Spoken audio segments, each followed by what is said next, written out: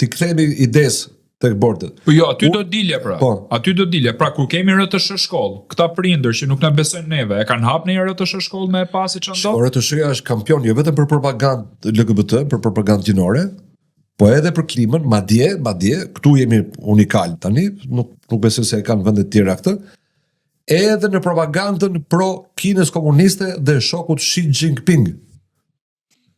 Televizioni shqiptar përveç se transmeton seriale kineze, ku natyrisht pasqyrohet jeta e bukur dhe e lumtur e popullit kinez që po ndërton socializmin me forcat e veta, por jep dokumentar ku glorifikohet.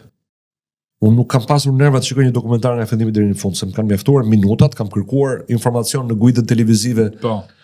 Kush është autori, cili është titulli, viti i prodhimit, çfarë lloj materiali është ky që po shoh dhe jam skandalizuar me atë që kam parë. Dokumentar se si shoku Xi i ka hapur shtigjet e reja zhvillimi i Kinës. Se si shoku Xi është një vizionar kaq i madh sa që e ka transformuar tërësisht Kinën dhe nuk njihet më Kina.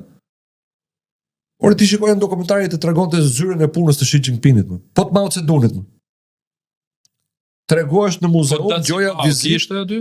Të gjitha dhe nuk ishin me sy kritik.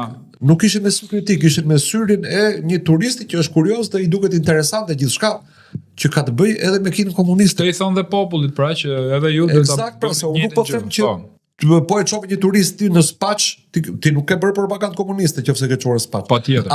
Nëse ti i ke thënë që shiko se këtu në Spaç nuk ishte aq i tmerrshëm Spaçi, kishte kushte të mira. Keni bë legjend kot, e kupton. Pastaj të burgosurit kanë trajtuar njëri tjetrin. Po.